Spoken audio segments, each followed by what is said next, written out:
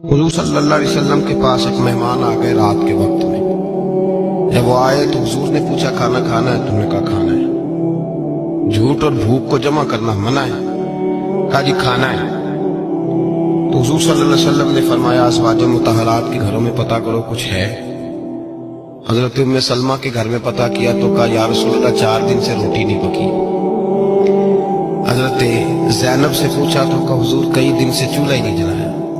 حضرت عائشہ صدیقہ، حضرت میمونہ، حضرت سودا، تمام گھروں سے بظاہر یہ دو جہاں کے شاہ ہیں پر باز کچھ رکھتے نہیں. دو جہاں کی نعمتیں ہیں ان کے خالی ہاتھ میں. ہر چیز ہے پر فقر اختیاری ہے. کوئی شے نہ ملی. نبی پاک صلی اللہ علیہ وسلم نے مسجد میں اعلان کیا، فرمایا کون ہے جو میرے مہمان کو روٹی کھلائے. ان لفظوں کا حسن کوئی حسن والا ہی سمجھ سکتا ہے.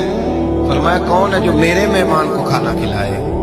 تو ایک صحابی لے گئے اور اٹھے. وہ صحابی جو صحابہ میں غریب تھے، ایک انصاری جو غریب آدمی تھے. اگرچہ میرے محبوب کے غلاموں میں جو بڑے امیر تھے وہ بھی خرچ کرنے میں بڑے آگے تھے.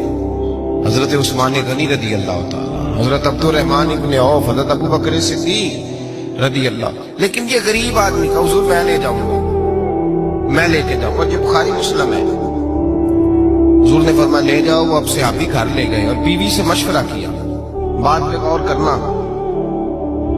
ہر چیز کی بھوک دیکھی جا سکتی ہے، بچوں کی نہیں دیکھی جا سکتی. اور انصاری حضور کے مہمان کو گھر لے گئے. جا کے بیوی سے مشورہ کیا. کہا بھلی مانس گھر میں کچھ ہے؟ تو اس نے کہا تھوڑا سا بچوں کے لیے کھانا رکھا ہے. بچوں کے لیے. بچے تو بزدل کر دیتے ہیں. بچے تو آدمی کو بزدل کر دیتے ہیں. بچے تو مار دیتے ہیں. کلیجہ پھٹ جاتا ہے بچہ بھوکا ہو، نیند نہیں آتی. اب صحابی اپنی بیوی سے کیا کہتے ہیں؟ کہتے ہیں بچوں کو بہلا کے سلا دے. اور رسول اللہ کے لیے نہیں، رسول اللہ کے مہمان کے لیے. بھائی نبی پاک کے لیے نہیں، حضور کے. تجھ سے در در سے سگ اور سگ سے ہے مجھ کو نسبت. میری گردن میں بھی ہے دور کا پٹکا تیرا. تجھ سے در در سے سگ سگ سے ہے مجھ کو نسبت.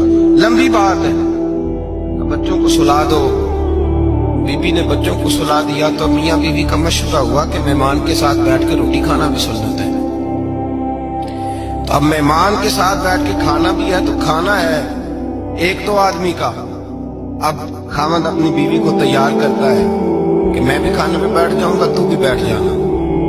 اور جب مہمان کھانے میں ہاتھ ڈال لے تو اٹھنا، کہنا ہو دیا تو صحیح کیا ہی نہیں، ابھی بجھ جائے گا.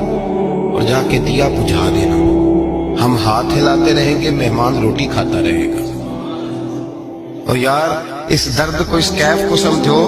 گھر میں بچے بھی بھوکے، بچوں کی ماں بھی بھوکی، بچوں کا باپ بھی بھوکا. دسترخوان پہ روٹی لگ گئی، روٹیاں چون ڈالی. بی بی اٹھی کہنے لگی او ہو چراغ تو صحیح کیا ہی نہیں، یہ تو بجھ جائے گا. حوصلے مند بی بی جس نے بچے بھوکے سلا دیے. وہ بھوکے سوئے ہوئے بچوں کی بھوکی اماں اٹھی اور اپنے خامند کی تابے داری میں اٹھی. میں گڈی تے ہاتھ ڈور سجن دے وہ جنج رکھے کونج رہن ہے. اٹھی اور اس نے نہ دیا تھی کرنے کے بہانے بجھا دیا. مہمان روٹی کھاتا رہا اور رسول اللہ کے نوکر قربانی دیتے رہے. وہ روٹی کھا کے سیر ہو کے بستر بچھایا تو سو گیا. یہ میاں بیوی ساری رات بچوں کی طرف دیکھتے رہے اور غور کرتے رہے اور راضی رہے کہ ہم نے حضور کا فریضہ نبھایا ہے. قربان جاؤں محبوب پہ، بے خبر ہو جو غلاموں سے وہ آقا کیا ہے. وہ صحابہ وہ اگر قربانیاں دیتے تھے تو جو اعزاز ملتا تھا وہ بھی بڑا شان والا ہے. صحابی کہتے ہیں میں فجر کی نماز پڑھنے مسجد آیا، پہلا قدم رکھا تو میرے کریم بولے. حضور نے فرمایا رات جو تو نے اور تیری بیوی نے عمل کیا ہے خدا کو بھی بڑا پسند آیا ہے، محمد مصطفیٰ کو بھی بڑا پسند آیا. اور پھر ایک لفظ اور ہے حدیث میں، ایک روایت میں کچھ جملے اور بھی ہیں. حضور نے فرمایا جب تو اور تیری بیوی رات مہمان کے ساتھ احسان کر رہے تھے نا تو عرش کا مالک تمہیں مسکرا مسکرا کے دیکھ رہا تھا. رب تمہیں دیکھ کے مسکرا رہا تھا. رب تمہیں دیکھ کے مسکرا. تر دامنی پہ شیخ ہماری نہ جائیے، ہم دامن نہ چھوڑ دیں تو فرشتے وضو کریں. پر میں وہ مسکرا رہا تھا کہ میرے بندے میرے رسول کی رضا کے لیے کیا کر رہے ہیں.